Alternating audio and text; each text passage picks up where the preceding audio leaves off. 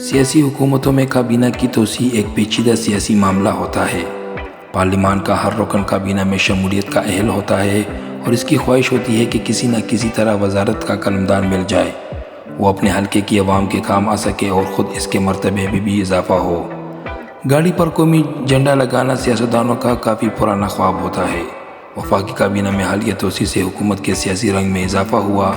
وزیر اعظم شہباز شریف بھی مضبوط ہوئے اور وہ اپنے کئی وفاداروں کو کابینہ میں شامل کر کے پہلے سے بہتر سیاسی پوزیشن میں آ گئے ہیں۔ مگر اس بہتر پوزیشن میں جانے کے ساتھ اس توسیع سے کئی نئے تنازعات جنم لیں گے اور ان کے اثرات دور اور دیر تک محسوس کیے جائیں گے۔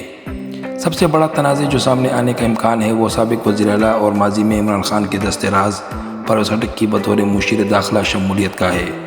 پرویز خٹک مقتدرہ کے قریب ہیں اور یہ خبر بھی ملی ہے کہ ان کی کابینہ میں شمولیت کی اولین شرط یہی تھی کہ انہیں داخلہ امور کا مشیر بنایا جائے۔ طلال چودھری کی بطور وزیر مملکت کابینہ میں شرکت پر تو محسن نقوی سے باقاعدہ مشاورت کی گئی تھی، لیکن پرویز خٹک کے بارے میں انہیں اطلاع ضرور تھی، مگر نہ ان سے مشاورت ہوئی، نہ پرویز خٹک اور ان کے درمیان اختیارات کی تقسیم پر کوئی باقاعدہ گفت و شنید ہوئی۔ وزیر داخلہ کو نون لیگ کی قیادت سے بھی گلہ ہے کہ ایک وفاقی وزیر اور پنجاب حکومت کے کئی وزراء ان کا نام لے کر ان پر تنقید کرتے ہیں اور نون لیگ کی قیادت انہیں اس سے نہیں روکتی۔ ہو سکتا ہے کہ مقتدرہ اس گہری خلیج کو سنبھال لے، اگر یہ معاملہ محسن نقوی کی ناراضگی سے آگے بھی بڑھ سکتا ہے۔ بظاہر پہلے بھی محسن نقوی وزیر داخلہ بننے کے لیے اس شرط پر تیار ہوئے تھے کہ وہ کرکٹ بورڈ کے سربراہ بھی رہیں گے۔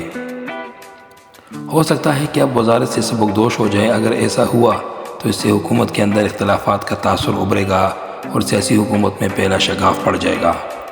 پرویز خٹک کو مرکز میں عہدہ ملنے سے الیمین گنڈاپور کے علاوہ خیبر پختونخوا کے لیے متبادل انتظامات کی تیاری۔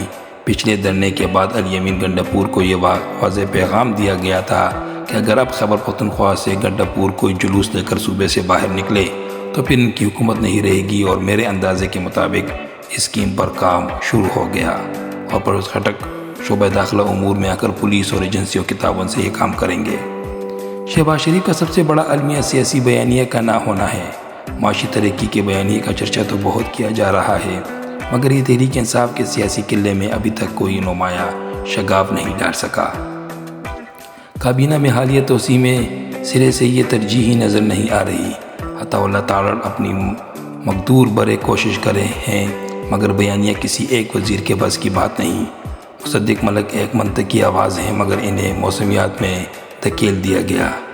حذیفہ رحمان کو کابینہ میں شامل تو کیا گیا، لیکن دیکھنا یہ ہے کہ وہ بیانیہ بنانے میں کتنے مؤثر ثابت ہوں گے۔ عبدالرحمان کانجھو اپنے ضلع میں فیصلہ کن سیاسی طاقت ہیں، انہیں وزیر کی بجائے وزیر مملکت بنانا ان سے ناانصافی کے مترادف ہے۔ چودھری شجاعت حسین کے بیٹے صالح حسین سے وزارت مذہبی امور لے کر سردار یوسف کو پھر سے دے دی گئی۔ صالح حسین کے پاس اوورسیز کے علاوہ مذہبی امور کی وزارت کا ایڈیشنل چارج تھا۔